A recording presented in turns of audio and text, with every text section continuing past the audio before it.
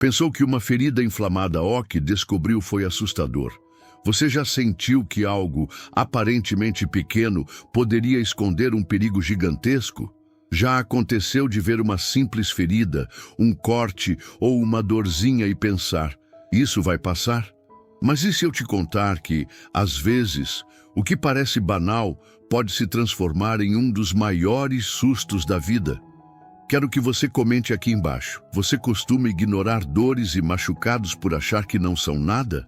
Essa é a história real de seu Joaquim, um homem de 68 anos, morador de Uberlândia, Minas Gerais. Ele era daqueles avós que todo neto sonha em ter. Carinhoso, paciente e cheio de histórias para contar. Morava com um neto de 9 anos, um menino esperto, cheio de energia, que enchia a casa de vida e risadas.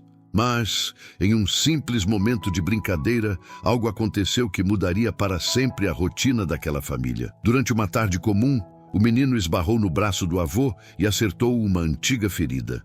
Não parecia nada demais. Apenas um machucado que já existia há anos, resultado de um acidente de trabalho antigo, quando Joaquim ainda era pedreiro. Só que, dias depois, o improvável começou a acontecer.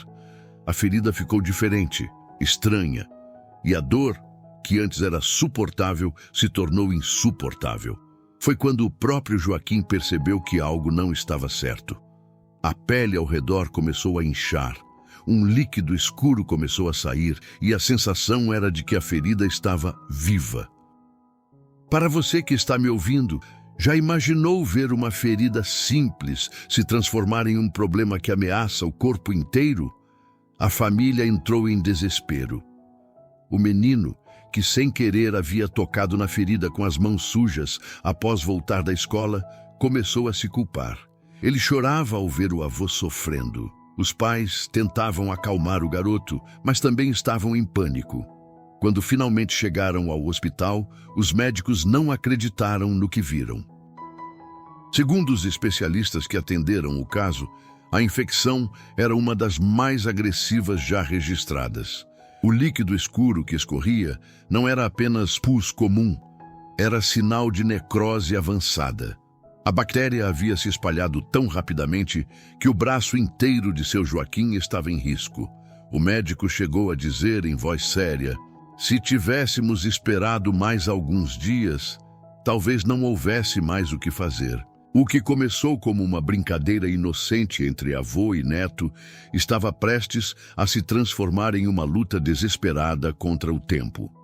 E é aqui que você precisa ficar, porque nos próximos minutos vou te contar como essa infecção avançou, quais foram os sintomas mais assustadores e o que os médicos revelaram sobre os riscos que qualquer pessoa pode enfrentar em situações parecidas. Quando a família chegou ao hospital de Uberlândia, o clima era de apreensão.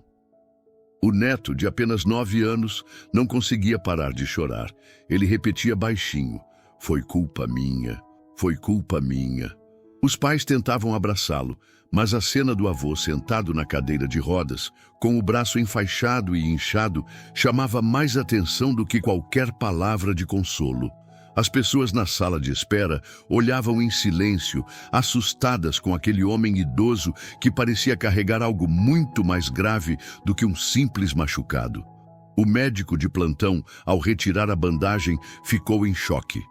O que se revelava diante dos olhos dele era uma ferida que já não parecia humana. A pele necrosada, escura, cheirando forte, o pus denso escorrendo lentamente e, para piorar, pequenas bolhas ao redor, sinal claro de que as bactérias estavam se espalhando rápido. E eu te pergunto, você já imaginou que um simples toque, uma brincadeira inocente, poderia desencadear um processo tão devastador dentro do corpo de alguém que você ama? O profissional respirou fundo, olhou para os familiares e disse, precisamos agir agora. Se demorarmos, a infecção pode se espalhar para a corrente sanguínea. Isso significa risco de septicemia e, nesse estágio, a vida dele pode estar em perigo. Foi como se o chão tivesse sumido. O silêncio tomou conta da sala. O neto, confuso, perguntou: Vovô vai morrer? Ninguém soube o que responder. Os exames começaram imediatamente. Raios X, análises de sangue e culturas microbiológicas foram coletadas. O resultado assustou até mesmo os profissionais mais experientes. Uma combinação rara de bactérias havia colonizado a ferida. Segundo os médicos, era provável que o contato das mãos sujas da criança, após voltar da escola, tivesse levado micro-organismos diretamente para dentro do tecido vulnerável do avô. Entre elas estavam bactérias resistentes, conhecidas por médicos do mundo todo, como o Staphylococcus aureus e a Pseudomonas aeruginosa, responsáveis por alguns dos quadros de infecção hospitalar mais difíceis de tratar. A equipe decidiu internar Joaquim imediatamente. O primeiro passo seria conter a infecção com antibióticos potentes, mas havia uma incerteza cruel. A necrose já havia avançado tanto que talvez o braço precisasse ser amputado. Enquanto os médicos corriam contra o tempo, o neto observava de longe, com os olhos vermelhos de tanto chorar. Ele não sabia, mas aquele momento marcaria sua vida para sempre. O que aconteceria nas horas seguintes seria ainda mais desesperador. O corpo de Joaquim reagiria de uma forma inesperada, e a luta para salvar seu braço se transformaria em uma batalha pela própria vida. Você consegue imaginar passar por uma situação dessas? Antes de contar os detalhes e continuar a minha história, eu queria te pedir que deixe seu like, se inscreva no canal e me diga de qual cidade você está assistindo nosso vídeo. Vamos lá? Feito isso, vamos voltar ao vídeo. Nesse contexto, a resposta do corpo de seu Joaquim aos antibióticos intravenosos tornou-se o foco principal da equipe médica. A seleção do tratamento adequado foi uma decisão complexa, baseada em testes de sensibilidade bacteriana e no perfil de resistência conhecido dos patógenos envolvidos. A administração de medicamentos potentes visava não apenas erradicar as bactérias presentes, mas também prevenir a formação de biofilmes, comunidades bacterianas resistentes que se aderem às superfícies e são notoriamente difíceis de eliminar. Paralelamente à terapia medicamentosa, os procedimentos cirúrgicos para desbridamento, a remoção cuidadosa do tecido necrosado, eram essenciais. Essa etapa crítica visava eliminar o terreno fértil para as bactérias e permitir que os antibióticos alcançassem as áreas afetadas com maior eficácia. Cada intervenção, cada nova bandagem, era um passo cauteloso em direção à contenção da infecção, mantendo a família em um estado de apreensão constante. Além disso, a dinâmica familiar foi profundamente alterada por esta crise de saúde. O neto, inicialmente alheio à gravidade da situação, viu-se confrontado com as consequências de um ato involuntário. Essa experiência forçou-o a um amadurecimento precoce, incutindo-lhe noções sobre responsabilidade, a delicadeza da saúde e a importância de gestos simples como a higiene pessoal. A culpa, um fardo emocional pesado para uma criança, precisou ser gerenciada, tanto por ele quanto por seus familiares, que o tranquilizaram sobre a natureza acidental do ocorrido. A união familiar se fortaleceu, com todos buscando apoio mútuo e compartilhando a angústia e a esperança. A percepção da fragilidade da vida, antes um conceito abstrato, tornou-se uma realidade palpável, moldando a visão de mundo de todos os envolvidos e a maneira como passaram a encarar os cuidados com a saúde. A progressão da infecção, neste estágio crítico, manifestava-se não apenas pela deterioração física de seu Joaquim, mas também pela complexidade dos desafios que a equipe médica enfrentava. Enquanto os antibióticos iniciais eram administrados, a vigilância sobre a resposta do corpo do paciente intensificou-se. Os médicos monitoravam de perto marcadores inflamatórios no sangue, como a proteína C reativa, PCR, e a velocidade de hemossedimentação, VHS, que em níveis elevados indicavam a persistência da batalha do organismo contra os invasores bacterianos. Além disso, a temperatura corporal e a frequência cardíaca eram constantemente avaliadas, pois alterações significativas poderiam sinalizar uma resposta inflamatória sistêmica descontrolada, a sepse, uma condição potencialmente fatal que requer intervenção imediata. A observação visual do membro afetado também era primordial. A extensão do edema, a presença de eritema, vermelhidão, e a temperatura da pele forneciam pistas cruciais sobre a disseminação do processo infeccioso. Em paralelo ao tratamento medicamentoso, a necessidade de intervenções cirúrgicas para a remoção de tecido necrosado tornava-se cada vez mais premente. O desbridamento cirúrgico não era apenas um procedimento para limpar a ferida, mas uma medida estratégica para eliminar o foco da infecção e permitir que os antibióticos penetrassem mais eficazmente nos tecidos circundantes. A escolha do momento e da extensão desse desbridamento era uma decisão delicada, ponderando o risco de remover tecido saudável versus a necessidade de erradicar completamente o material infectado.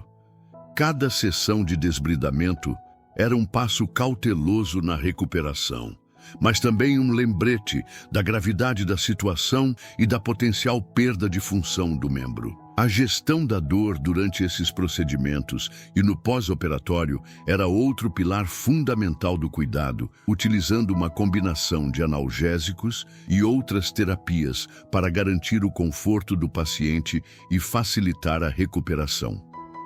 Neste ínterim, a dinâmica familiar experimentava uma transformação sutil, mas profunda. O neto, antes alheio às complexidades da saúde, começou a observar com mais atenção os cuidados dispensados ao avô. Ele testemunhava a dedicação dos enfermeiros, a precisão dos médicos e a resiliência do avô diante da dor. Essa exposição direta ao ambiente hospitalar e ao processo de cura, embora desafiadora, proporcionava-lhe uma educação valiosa sobre a fragilidade do corpo humano e a importância da higiene e da prevenção. A culpa que inicialmente o assolava dava lugar a um senso de responsabilidade e a um desejo genuíno de ajudar. Ele passou a entender que suas ações, mesmo as mais corriqueiras, podiam ter repercussões significativas e que o cuidado com a saúde, tanto a sua quanto a de seus entes queridos, era um dever contínuo. Essa conscientização precoce sobre a importância de certos hábitos de higiene, como a lavagem frequente das mãos, tornava-se um aprendizado que moldaria sua conduta futura, um legado inesperado da crise. A perspectiva médica sobre a infecção também se aprofundava, considerando fatores de risco adicionais e a possibilidade de complicações secundárias. A presença de bactérias oportunistas como a Pseudomonas aeruginosa, conhecida por sua capacidade de formar biofilmes em superfícies biológicas e inanimadas, exigia uma abordagem terapêutica multifacetada. Os biofilmes criam uma barreira protetora para as bactérias, tornando-as menos suscetíveis aos antibióticos e à resposta imune do hospedeiro. Portanto, o sucesso do tratamento dependia não apenas da escolha do antibiótico correto, mas também de estratégias que pudessem perturbar a formação ou a integridade desses biofilmes. Isso poderia envolver o uso de agentes antimicrobianos específicos, ou mesmo a remoção mecânica do tecido infectado onde os biofilmes estavam estabelecidos, como durante os procedimentos de desbridamento cirúrgico. A compreensão dessas complexidades biológicas era crucial para otimizar as chances de recuperação de seu Joaquim e para evitar a recorrência da infecção. Adicionalmente, a recuperação de seu Joaquim não se limitava ao controle da infecção bacteriana. A consequente inflamação e os danos teciduais causados pela infecção poderiam levar a uma cicatrização prolongada e a potencial perda de função do braço. Assim, a equipe médica também começou a planejar as etapas subsequentes de reabilitação.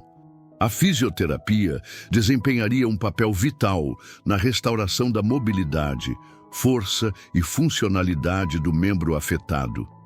Exercícios específicos, desde movimentos passivos para manter a amplitude articular, até exercícios ativos para fortalecer os músculos enfraquecidos, seriam progressivamente introduzidos à medida que a cicatrização avançasse. A terapia ocupacional também poderia ser considerada para ajudar seu Joaquim a readquirir a independência nas atividades diárias, como vestir-se, alimentar-se e realizar tarefas domésticas, garantindo que ele pudesse retomar uma vida produtiva e satisfatória. Essa abordagem holística, que abrange desde o controle da infecção até a reabilitação funcional, era essencial para uma recuperação completa e para minimizar as sequelas a longo prazo. Os dias subsequentes à admissão hospitalar de seu Joaquim foram marcados por uma luta incessante contra as bactérias invasoras, um período em que a esperança e o desespero se entrelaçavam de maneira quase insuportável. A resposta do organismo ao tratamento antibiótico, embora esperada, não se manifestava de forma linear. Houve momentos de melhora aparente, seguidos por recaídas que reavivavam os temores mais profundos da família. A febre, um dos indicadores mais diretos da batalha travada pelas defesas do corpo, flutuava, ora cedendo à ação dos medicamentos, ora ressurgindo com intensidade renovada, acompanhada de calafrios que pareciam percorrer todo o corpo do paciente. A dor, outro sintoma implacável, era um lembrete constante da agressão bacteriana, intensificando-se a cada avanço da necrose ou a cada manipulação necessária para a limpeza da ferida. O líquido escuro, antes um sinal de alarme inicial, continuava a ser um foco de atenção, e sua quantidade e aspecto eram rigorosamente monitorados, pois qualquer alteração poderia indicar uma mudança no curso da infecção. Nesse cenário de incerteza, a equipe médica se viu diante de um dilema cada vez mais premente: a possibilidade de amputação. A necrose, a morte do tecido causada pela falta de suprimento sanguíneo, exacerbada pela ação das bactérias, avançava de forma implacável. Os vasos sanguíneos no braço afetado estavam sendo comprometidos, impedindo a chegada de oxigênio e nutrientes essenciais às células. Essa condição, se não contida, poderia levar à disseminação da gangrena para áreas mais saudáveis do membro, tornando a amputação a única opção viável para salvar a vida do paciente. Os médicos, com a responsabilidade pesada em seus ombros, precisavam pesar cuidadosamente os riscos e benefícios de cada intervenção. A conversa com a família sobre essa possibilidade foi um dos momentos mais sombrios da jornada, um golpe emocional que abalou profundamente a todos, especialmente o neto, que se sentia intrinsecamente ligado à origem do problema. A gravidade do caso de seu Joaquim não passou despercebida no ambiente hospitalar. Os registros médicos e a própria equipe de saúde o consideravam um dos casos mais complexos de infecção bacteriana agressiva em anos. A raridade e a virulência das bactérias envolvidas, combinadas com a rápida progressão da doença, colocaram o hospital em alerta. Dados coletados por instituições de saúde em Minas Gerais e pelo Ministério da Saúde, que monitoram a incidência de infecções hospitalares e comunitárias, indicavam que cepas de Staphylococcus aureus resistentes à meticilina, MRSA, e certas linhagens de Pseudomonas aeruginosa eram responsáveis por um número significativo de infecções graves. Mas o quadro de seu Joaquim apresentava uma agressividade particular. Essa informação, embora técnica, sublinhava a magnitude do desafio enfrentado pela equipe médica e a fragilidade da linha tênue entre a vida e a morte que seu Joaquim atravessava. O neto, por sua vez, vivenciava uma transformação interna profunda. A culpa inicial que o consumia, a sensação de ser o causador involuntário do sofrimento do avô, começou a dar lugar a uma compreensão mais madura da vida e da responsabilidade. Ele observava a dedicação dos profissionais de saúde, a força do avô em suportar a dor e o amor incondicional de sua família. Essa experiência o forçou a confrontar a efemeridade da existência e a importância de cada gesto de cuidado. Ele começou a entender que a vida é um presente precioso e que a saúde, muitas vezes, é um bem que só valorizamos plenamente quando ameaçado. A angústia da incerteza, a possibilidade iminente da amputação, tornaram-se um catalisador para um amadurecimento precoce, ensinando-lhe lições de empatia, resiliência e a importância de viver cada momento com gratidão e atenção. A tensão palpável no ar, os olhares preocupados dos adultos, tudo isso contribuía para que ele absorvesse a seriedade da situação, moldando sua percepção sobre a fragilidade da vida humana. A luta pela vida de seu Joaquim se intensificou, transformando cada dia em um campo de batalha contra uma infecção que parecia possuir uma vontade própria. O corpo do idoso, já fragilizado pela idade e por condições preexistentes, respondia aos antibióticos com uma resiliência admirável, mas a cada ciclo de melhora, uma nova ameaça parecia espreitar. Os médicos, em sua busca incansável por conter o avanço bacteriano, exploravam novas abordagens terapêuticas.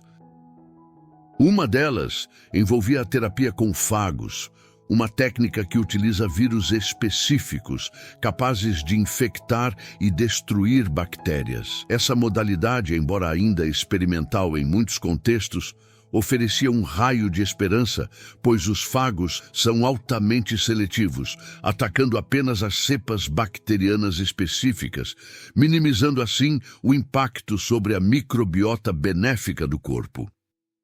A aplicação dessa terapia exigia uma análise laboratorial detalhada para identificar os fagos mais eficazes contra as bactérias isoladas do sangue e dos tecidos de seu Joaquim, um processo que demandava tempo e precisão. Paralelamente, a gestão da dor e do desconforto tornou-se uma ciência em si. A equipe de enfermagem, com sua dedicação incansável, empregava um esquema de analgesia multimodal, combinando opioides para dor aguda e intensa com analgésicos não opioides e anti-inflamatórios para controlar a inflamação e o sofrimento residual. A aplicação de compressas frias ou mornas, a mudança de posição do membro afetado e técnicas de distração, como a música ou a leitura, eram incorporadas ao plano de cuidados, visando proporcionar o máximo de conforto possível ao paciente. O bem-estar psicológico também era uma preocupação constante. O neto, com sua inocência e amor genuíno, tornava-se um agente terapêutico por si só. Suas visitas, repletas de histórias e carinhos, traziam um alento imensurável a seu Joaquim, fortalecendo seu ânimo e sua vontade de lutar.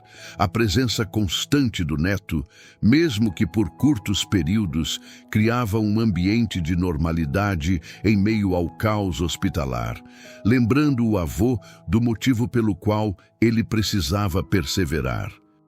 A família, por sua vez, assumiu um papel ativo no processo de recuperação.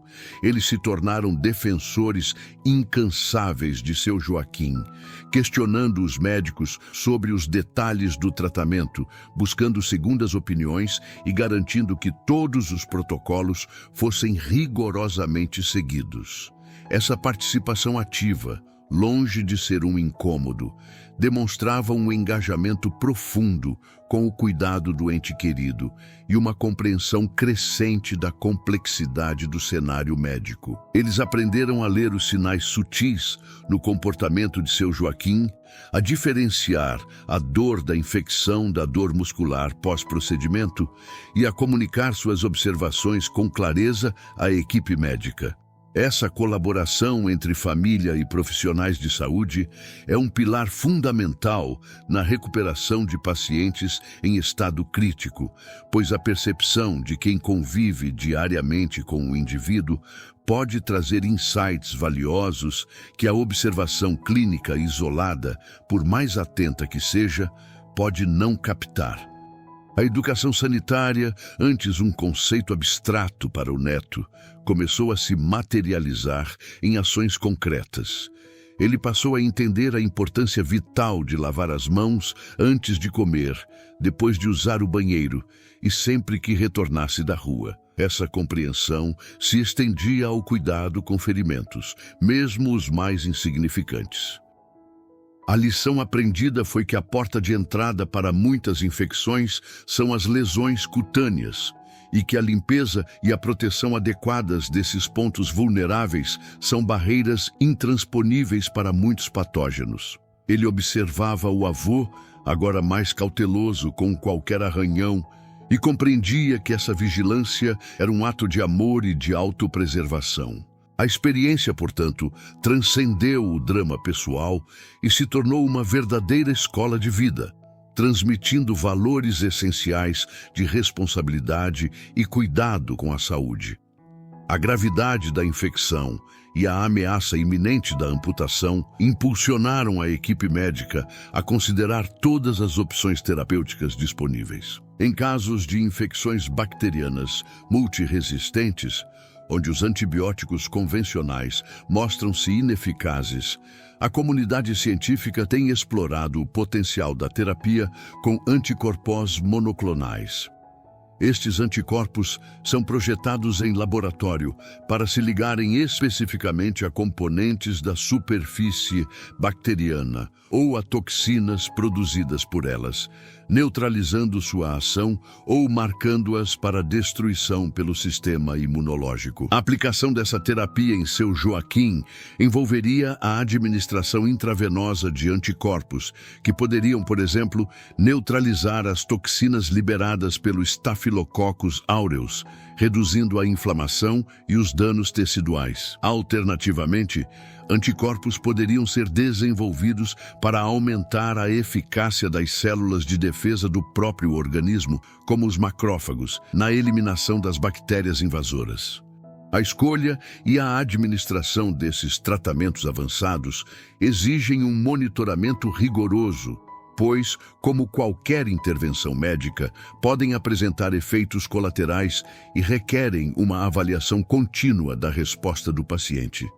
Essa busca por soluções inovadoras em medicina exemplifica o compromisso em superar desafios complexos, utilizando o conhecimento científico de ponta para salvaguardar a vida. A necessidade de uma intervenção cirúrgica de desbridamento, ou seja, a remoção meticulosa de tecido morto e contaminado, tornou-se um elemento central na estratégia de combate à infecção que ameaçava o braço de seu Joaquim. Longe de ser um procedimento meramente estético, o desbridamento cirúrgico é uma medida terapêutica de extrema importância, pois o tecido necrosado não apenas serve como um nicho ideal para a proliferação bacteriana, mas também libera toxinas que podem exacerbar a resposta inflamatória sistêmica. A técnica empregada pelos cirurgiões envolvia a utilização de bisturis, curetas e pinças especializadas para dissecar e remover cuidadosamente as camadas de pele, tecido subcutâneo e, em alguns casos, até mesmo músculo ou fáscia que apresentassem sinais de necrose ou infecção ativa. A decisão sobre a extensão do desbridamento era guiada por uma avaliação visual precisa, muitas vezes auxiliada por técnicas de imagem, como a ultrassonografia, que podia delinear a profundidade e a extensão do dano tecidual. Cada fragmento de tecido removido era enviado para a análise histopatológica, a fim de confirmar a presença de bactérias e avaliar a eficácia da remoção. Ademais, a complexidade da infecção exigia uma abordagem que transcendesse a simples remoção do tecido visivelmente comprometido. Em alguns cenários, especialmente quando havia suspeita de infecção profunda ou envolvimento de estruturas ósseas, procedimentos como a fasciotomia eram considerados. A fasciotomia consiste na incisão da fáscia, uma camada de tecido conjuntivo que envolve os músculos. Essa incisão alivia a pressão causada pelo inchaço e pela inflamação dentro dos compartimentos musculares, melhorando a perfusão sanguínea e permitindo a drenagem de secreções infectadas. A eficácia dessa técnica reside na sua capacidade de restaurar o fluxo sanguíneo para os tecidos, um fator crucial para a sobrevivência celular e para a ação dos antibióticos. A alternativa, a síndrome compartimental, pode levar à isquemia e à necrose irreversível, tornando a fasciotomia uma medida salvadora em casos selecionados. A recuperação pós-desbridamento apresentava seus próprios desafios. A ferida aberta resultante do procedimento requeria um manejo cuidadoso para prevenir a recontaminação e promover a cicatrização. Diferentes tipos de curativos eram empregados, cada um com propriedades específicas. Curativos com hidrogel ou alginato de cálcio, por exemplo, criavam um ambiente úmido ideal para a cicatrização, auxiliando na remoção de debris e na promoção do crescimento de novo tecido. Em casos de infecções persistentes, curativos com agentes antimicrobianos, como a prata ou o iodo, podiam ser utilizados para manter a carga bacteriana sob controle. A troca regular desses curativos, realizada por profissionais de saúde treinados, era fundamental para monitorar a evolução da ferida, identificar sinais de infecção e garantir a eficácia do tratamento. Nesse contexto, o papel da família, e em particular do neto, na recuperação emocional de seu Joaquim, era inestimável. Embora o neto não pudesse participar diretamente dos procedimentos médicos, sua presença e seu afeto serviam como um bálsamo para a alma do avô. As conversas sobre o dia a dia, as brincadeiras adaptadas à condição de seu Joaquim e até mesmo o simples ato de segurar sua mão, criavam momentos de conexão humana que fortaleciam a resiliência mental do paciente. Essa interação social e emocional é um componente vital no processo de cura, influenciando diretamente a percepção da dor, a adesão ao tratamento e a velocidade da recuperação. Agora, imagine você, diante de uma situação semelhante, como a presença de um ente querido, pode transformar a experiência de um tratamento doloroso em algo mais suportável. O neto, ao observar a recuperação gradual do avô, aprendia sobre a importância da perseverança e do amor em momentos de adversidade. A complexidade da infecção também exigia uma reavaliação constante da estratégia antibiótica. O que funcionava em um dia poderia não ser tão eficaz no seguinte, à medida que as bactérias podiam desenvolver mecanismos de resistência. A equipe médica, portanto, realizava culturas de acompanhamento regulares, buscando identificar se as bactérias remanescentes haviam adquirido resistência a algum dos antibióticos administrados.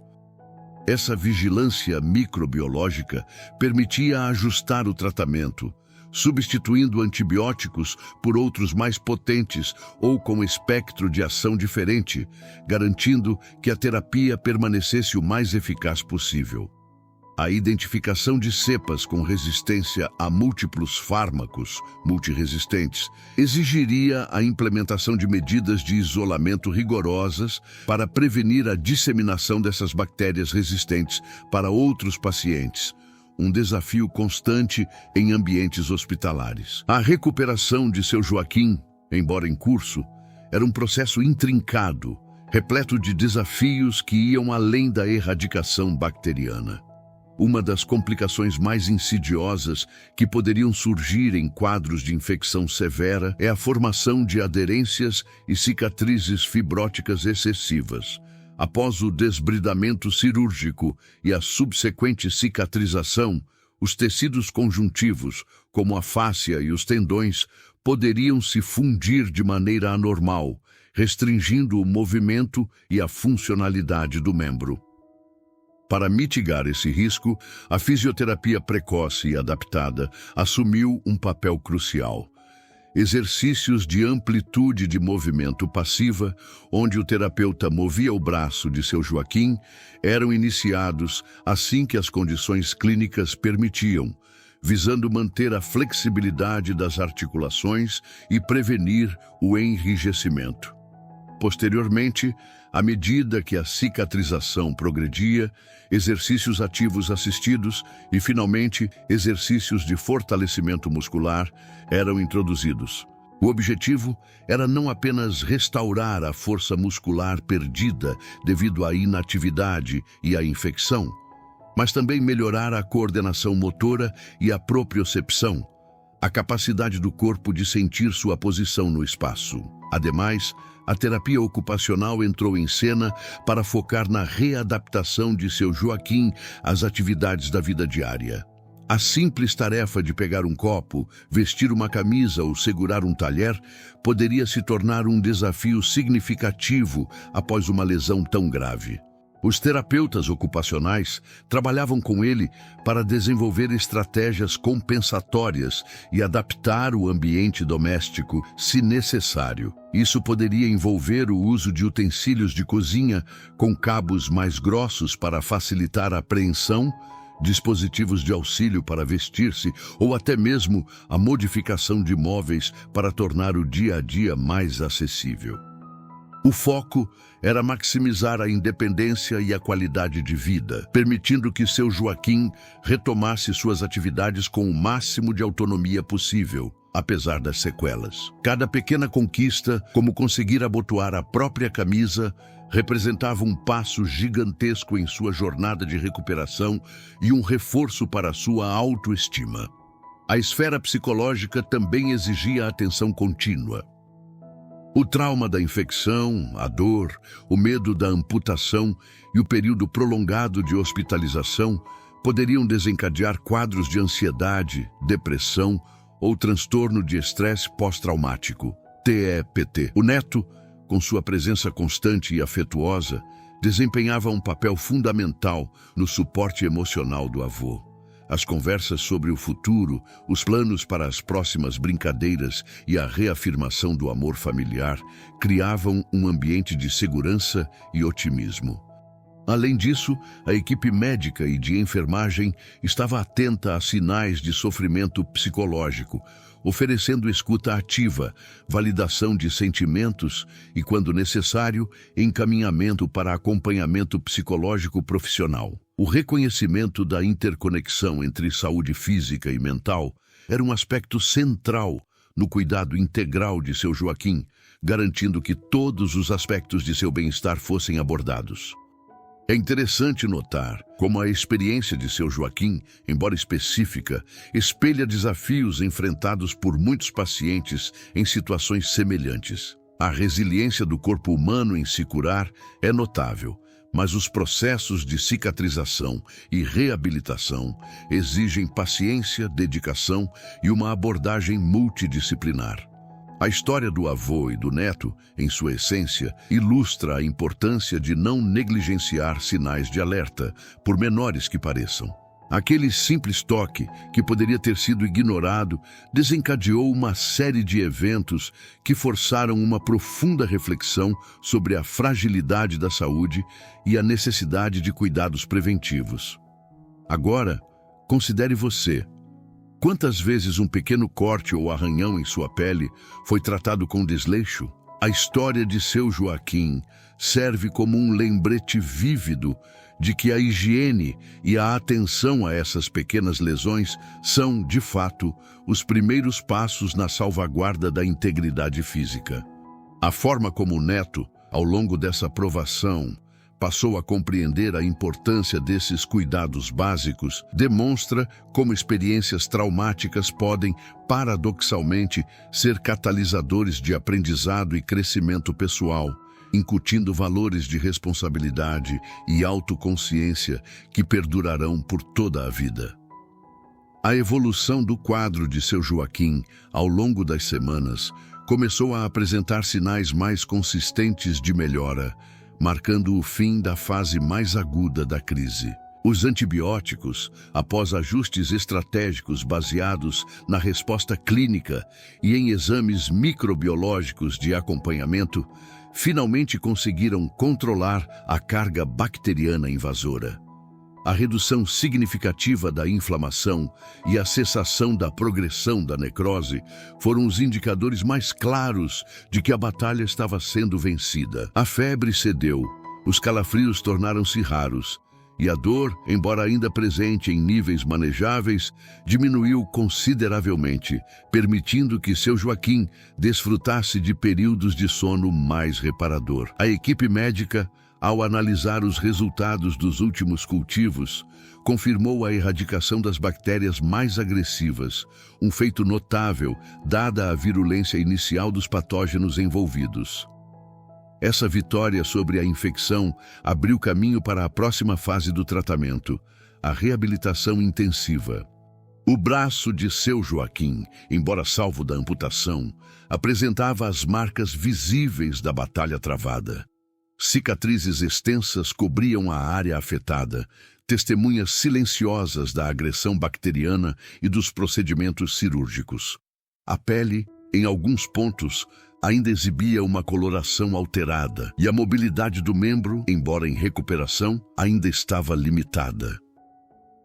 Foi nesse momento que a fisioterapia e a terapia ocupacional ganharam protagonismo, com sessões diárias focadas em restaurar a força muscular, a amplitude de movimento e a funcionalidade geral do braço. Os fisioterapeutas empregaram uma série de técnicas, incluindo massagem terapêutica para reduzir o inchaço e as aderências, exercícios de alongamento para melhorar a flexibilidade e treinos de fortalecimento com elásticos e pesos leves. O neto, agora mais consciente e participativo, acompanhava o avô em algumas dessas sessões, incentivando-o e aprendendo ele mesmo sobre a importância da perseverança e do cuidado com o corpo. O impacto emocional da experiência também começou a ser processado. A família, aliviada pela recuperação de seu Joaquim, ainda carregava o peso do trauma vivido. As conversas sobre o ocorrido, antes repletas de ansiedade, agora se voltavam para a gratidão e para as lições aprendidas. O neto, em particular, demonstrou uma maturidade notável.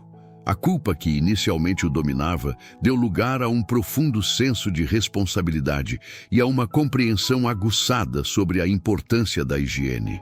Ele se tornou um defensor fervoroso da lavagem das mãos em casa, lembrando constantemente aos outros membros da família e amigos sobre essa prática simples, mas vital. Essa transformação pessoal do menino, moldada pela adversidade, era em si um dos resultados mais positivos e duradouros de toda a saga. A família, unida pela provação, emergiu com laços mais fortes e uma apreciação renovada pela vida e pela saúde. O médico, ao avaliar o progresso de seu Joaquim, reforçou a mensagem crucial sobre a prevenção.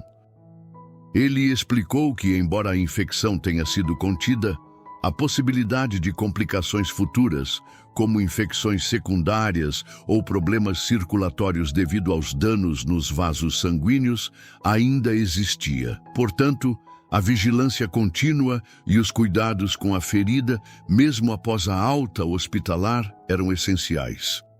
Ele enfatizou que pequenas feridas, arranhões ou cortes, por mais insignificantes que pareçam, podem se tornar portas de entrada para bactérias perigosas se não forem devidamente higienizadas e protegidas. A história de seu Joaquim, portanto, serviu como um alerta público sobre a importância de uma abordagem proativa em relação à saúde, incentivando a busca por atendimento médico ao menor sinal de infecção ou alteração preocupante. A recuperação de seu Joaquim não foi apenas um triunfo médico, mas também uma poderosa demonstração da importância do cuidado, da prevenção e da resiliência humana. A jornada de seu Joaquim, desde o incidente aparentemente trivial até a recuperação completa, oferece um panorama abrangente sobre a intrincada relação entre um pequeno trauma e as vastas consequências que ele pode desencadear. O episódio serviu como um laboratório vivo para o neto, um menino de 9 anos, no qual ele pôde testemunhar em primeira mão a fragilidade da saúde humana e a importância vital dos cuidados básicos. A lavagem das mãos, um gesto que ele antes realizava sem muita atenção, transformou-se em um ritual de proteção, um ato de responsabilidade que ele passou a executar com rigor e consciência. A compreensão de que a higiene pessoal é uma barreira primordial contra um exército invisível de patógenos foi assimilada de forma profunda e duradoura. Essa lição, aprendida em um contexto de medo e incerteza, tornou-se um pilar de sua formação, moldando sua relação com o próprio corpo e com a saúde daqueles ao seu redor. O vínculo entre avô e neto, testado pelas adversidades, emergiu fortalecido e enriquecido. A fragilidade física de seu Joaquim, aliada à culpa inicial do neto, criou um espaço para uma conexão mais profunda, pautada pela empatia e pelo cuidado mútuo. O menino, agora mais atento às necessidades do avô, passou a auxiliar ativamente em sua recuperação, lembrando-o de tomar a medicação, ajudando-o com os exercícios de fisioterapia e, acima de tudo, oferecendo-lhe companhia e afeto incondicional. Essa interação diária, marcada pela ternura e pelo apoio, demonstrou o poder terapêutico do amor e da atenção, fatores que muitas vezes são tão importantes quanto os tratamentos médicos convencionais. A experiência conjunta transformou um momento de crise em uma oportunidade de crescimento e de fortalecimento dos laços familiares, ensinando a ambos o valor inestimável da presença e do cuidado. A família, ao compartilhar sua história, assumiu um papel ativo na disseminação de informações cruciais sobre saúde preventiva. A decisão de tornar público o drama vivido por eles não visava apenas relatar um evento marcante, mas principalmente educar e alertar outras famílias sobre os riscos associados à negligência de pequenos ferimentos e à falta de higiene básica. Ao expor a gravidade de uma infecção que poderia ter sido evitada com medidas simples, eles buscavam inspirar uma mudança de atitude na comunidade, promovendo uma cultura de maior responsabilidade e consciência em relação à saúde. A mensagem era clara. A prevenção é, sem dúvida, a mais eficaz das terapias, e pequenos gestos de cuidado diário podem ser a diferença entre a saúde e a doença, entre a vida e a morte. A partir dessa perspectiva, a história de seu Joaquim e seu neto transcende o âmbito pessoal, tornando-se um valioso exemplo a ser seguido, um convite à reflexão e à ação para todos que valorizam a vida e o bem-estar. A história de seu Joaquim, que começou com um simples esbarrão de um neto em uma ferida antiga, culminou em uma recuperação completa, com o braço do avô salvo e o neto transformado por uma lição que jamais esquecerá. O desfecho feliz, no entanto, não apaga a gravidade do que poderia ter acontecido. Ele levanta questões fundamentais que ressoam na experiência de muitos. Com que frequência negligenciamos os sinais que nosso corpo nos envia? quão facilmente subestimamos a importância de um pequeno machucado ou de uma higiene básica. A capacidade de um inocente toque infantil desencadear uma infecção tão severa é um lembrete contundente da complexidade e da vulnerabilidade da vida humana. Essa narrativa, portanto, não é apenas um relato de um evento médico, mas um chamado à ação, um convite para que cada um de nós reavalie seus hábitos de saúde e prevenção. A repercussão dessa história na comunidade foi notável, funcionando como um poderoso catalisador para a conscientização sobre a importância da higiene e do cuidado com ferimentos. As escolas locais, inspiradas pela experiência, intensificaram programas educativos sobre saúde e prevenção de doenças infecciosas, enfatizando a técnica correta de lavagem das mãos e os perigos de ignorar lesões na pele. Profissionais de saúde da região passaram a utilizar o caso de Seu Joaquim como um exemplo prático em suas palestras e consultas, ilustrando de forma clara e impactante as consequências de um descuido aparentemente inofensivo. Essa mobilização coletiva, impulsionada pela narrativa de resiliência e aprendizado, demonstrou como uma experiência pessoal, quando compartilhada com responsabilidade e propósito, pode gerar um impacto social significativo, promovendo uma cultura de saúde mais robusta e consciente. O neto, agora um jovem mais maduro e precavido, carrega consigo a sabedoria adquirida em meio à adversidade. Ele compreende que a saúde é um patrimônio precioso que exige vigilância constante e cuidados proativos. Sua atitude em relação à higiene e à prevenção tornou-se um exemplo para seus colegas e amigos, que passaram a observar com mais atenção os próprios hábitos de saúde. A relação com o avô, fortalecida pelos laços de amor e superação, serve como um testemunho vivo da capacidade humana de transformar desafios em oportunidades de crescimento e aprendizado. A história de Seu Joaquim e seu neto é, em última análise, uma celebração da vida, da ciência médica e da inestimável importância do cuidado e da prevenção em nosso cotidiano. A mensagem final é um convite à reflexão individual. Você está prestando a devida atenção aos sinais do seu corpo? A história de Seu Joaquim, agora recuperado e com seu braço salvo, ecoa como um poderoso testemunho dos riscos ocultos em nosso cotidiano e da importância vital da prevenção. O neto, por sua vez, emergiu dessa provação com uma sabedoria precoce, compreendendo as profundas implicações da higiene e do cuidado com a saúde. Ele se tornou um embaixador informal dessas práticas em seu círculo social, compartilhando a lição aprendida de forma natural e convincente. Essa transformação pessoal, catalisada por uma experiência de vida marcante, sublinha como eventos traumáticos podem, paradoxalmente, forjar caráter e incutir valores duradouros. A família, unida pela adversidade, aprendeu a valorizar cada momento de saúde e a importância de uma comunicação aberta sobre questões médicas. A decisão de compartilhar essa experiência com o público, através de relatos e depoimentos, visou alertar outras famílias sobre a fragilidade da saúde e as consequências potencialmente devastadoras de negligenciar pequenos ferimentos. A mensagem central é clara. A prevenção, através de medidas simples, como a lavagem adequada das mãos e a limpeza e proteção de qualquer lesão cutânea, por menor que seja, é a linha de defesa mais eficaz contra uma miríade de infecções.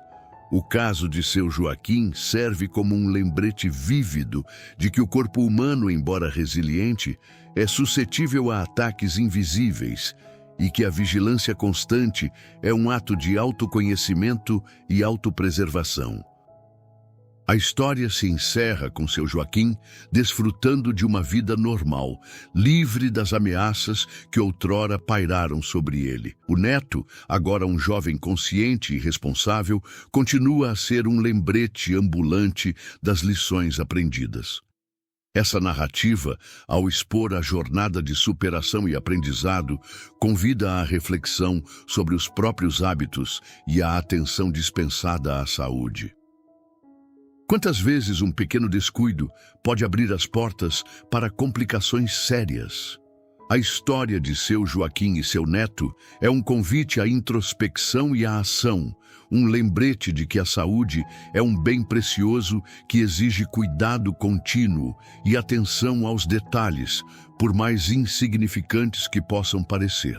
A disseminação dessa experiência visa fortalecer a consciência coletiva sobre a importância da prevenção e do cuidado médico oportuno, salvaguardando assim o bem-estar de todos. A dimensão psicológica da recuperação, um pilar muitas vezes negligenciado, adquiriu uma importância capital na jornada de seu Joaquim. O impacto de uma infecção prolongada, a dor crônica e a ameaça de sequelas significativas podem gerar um profundo desgaste emocional.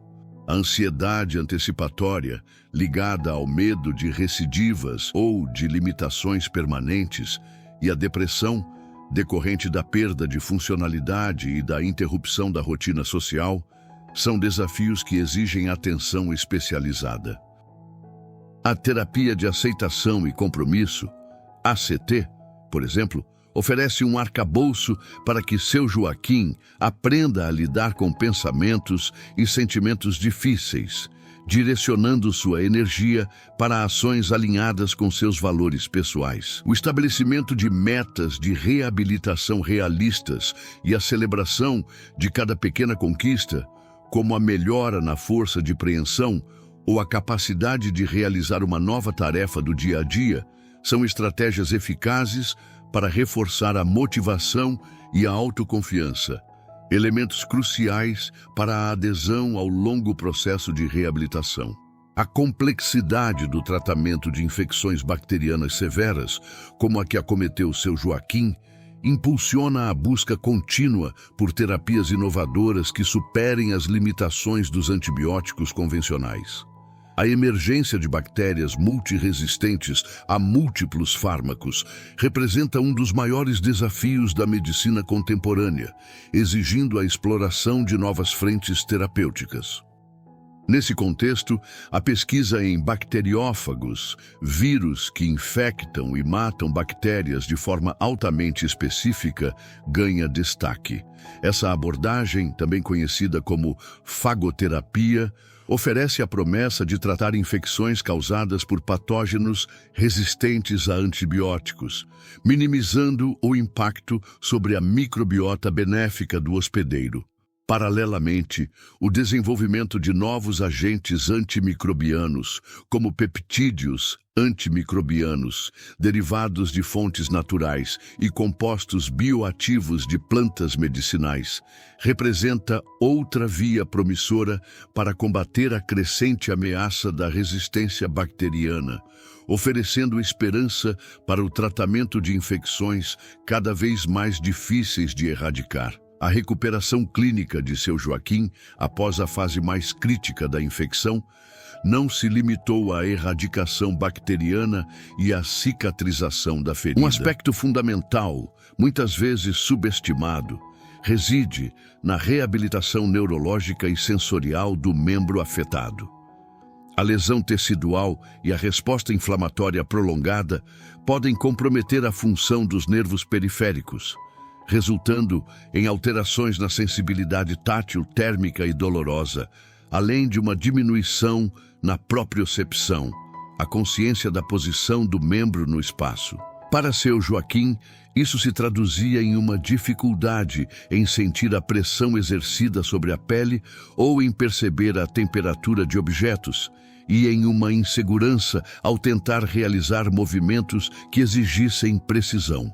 A terapia de dessensibilização, por exemplo, envolvia a exposição gradual a diferentes texturas e temperaturas, desde materiais macios como seda até superfícies mais ásperas como lixa fina, sempre com o acompanhamento de um terapeuta para modular a intensidade dos estímulos e evitar reações adversas.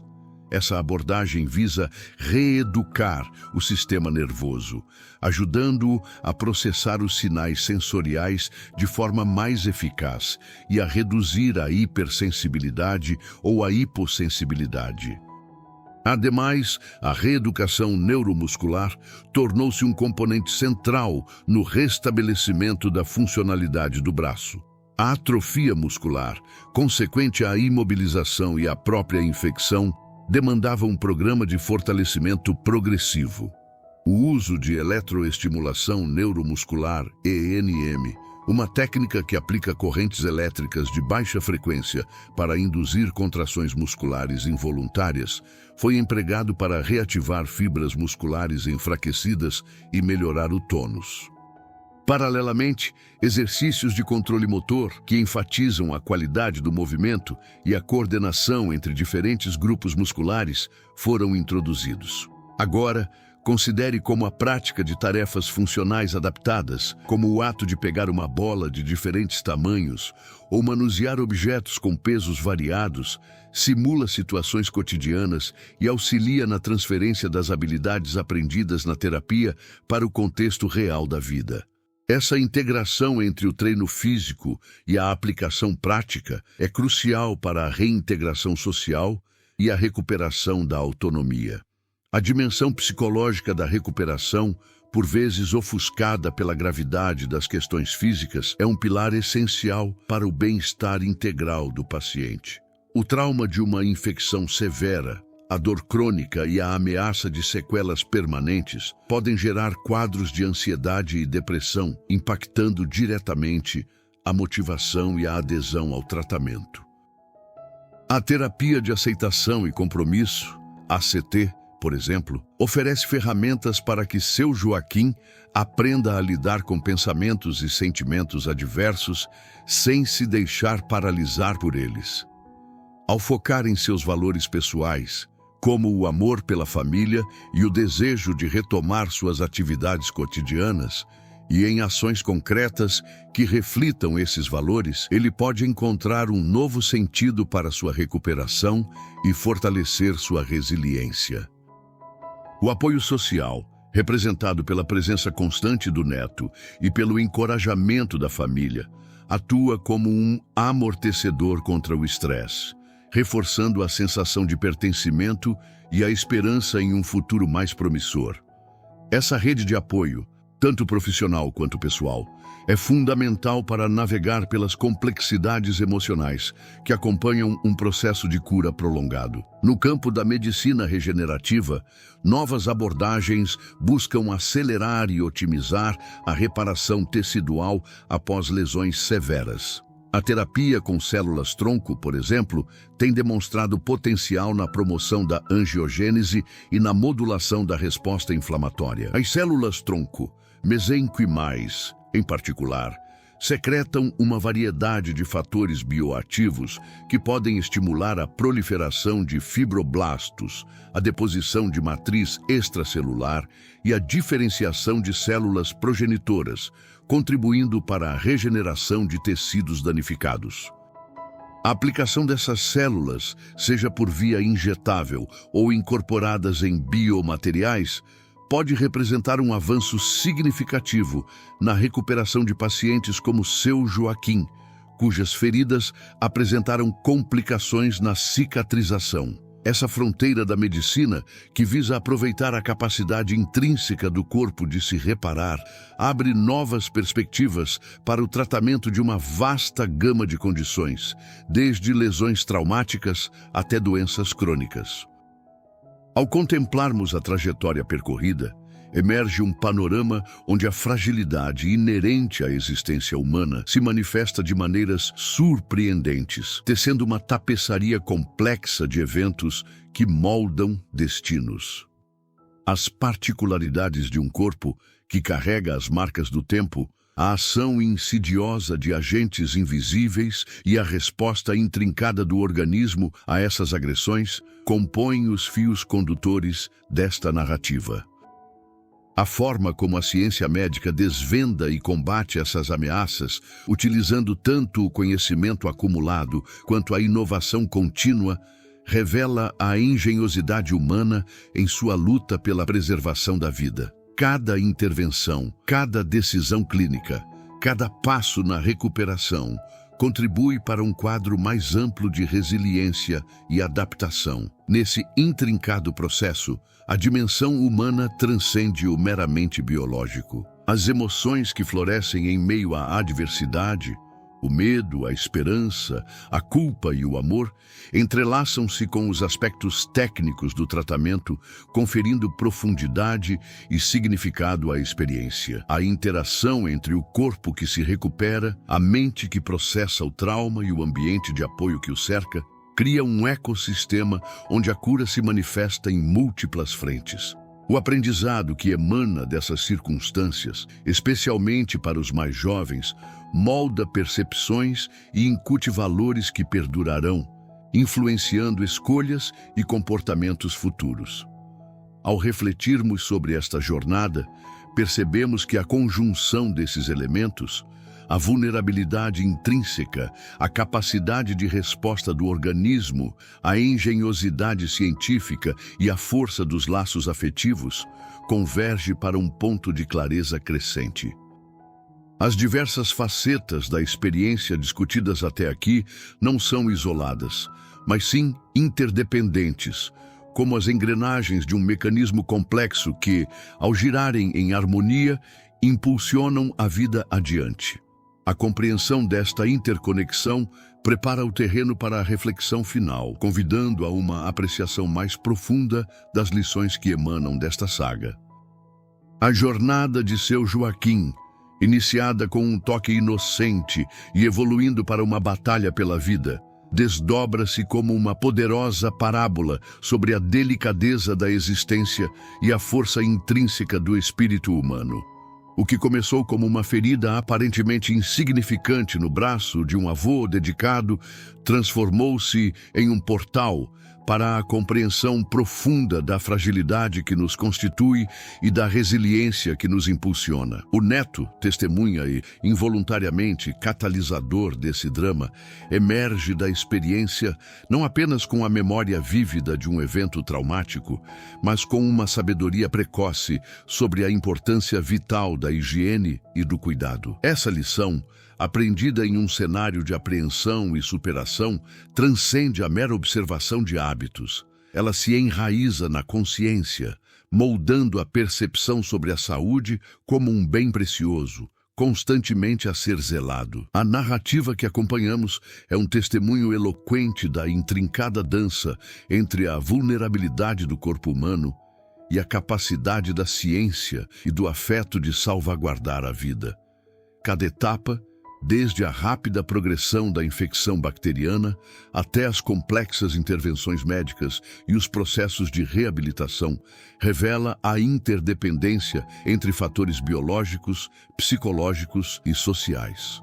A história de seu Joaquim, portanto, não se limita a um relato clínico, mas se expande para abranger a resiliência da unidade familiar, a dedicação inabalável dos profissionais de saúde e a transformação pessoal que surge da adversidade.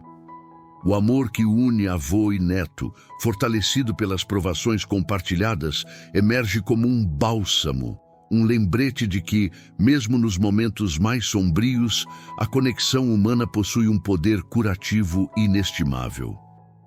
Ao revisitarmos os momentos cruciais dessa saga, compreendemos que a verdadeira essência da história reside não apenas na superação de uma ameaça física, mas na profunda metamorfose que ela catalisa, a fragilidade que nos torna humanos, a capacidade de sermos afetados por aquilo que nos cerca, tanto em nível microscópico quanto em nível relacional, é o pano de fundo sobre o qual se desenrolam nossas vidas. A história de seu Joaquim é um convite a reconhecer essa vulnerabilidade, não como um ponto fraco, mas como um chamado à atenção, à responsabilidade e ao cuidado. Ela nos lembra que os pequenos gestos, a higiene diária, a observação atenta aos sinais do corpo, são os pilares sobre os quais construímos nossa saúde e a daqueles que amamos. A prática genuína começa agora, no eco dessa experiência que ressoa em nossas próprias vidas. A atenção redobrada a um arranhão, a consciência aguçada ao lavar as mãos, o olhar mais atento ao bem-estar de um ente querido, esses são os desdobramentos concretos de uma jornada que nos ensinou sobre a preciosidade da vida e a importância do zelo. A força que emana da superação de seu Joaquim, a maturidade adquirida pelo seu neto e a união familiar que se fortaleceu diante do perigo são legados que transcenderam o ambiente hospitalar para se integrar ao tecido do cotidiano. Que a memória dessa batalha nos inspire a cultivar uma consciência mais profunda sobre nossa saúde e a dos outros, transformando o conhecimento adquirido em ações diárias que celebrem a vida em sua plenitude. Eu queria te pedir que deixe seu like, se inscreva no canal e me diga de qual cidade você está assistindo o nosso vídeo. Vamos lá? Feito isso, vamos voltar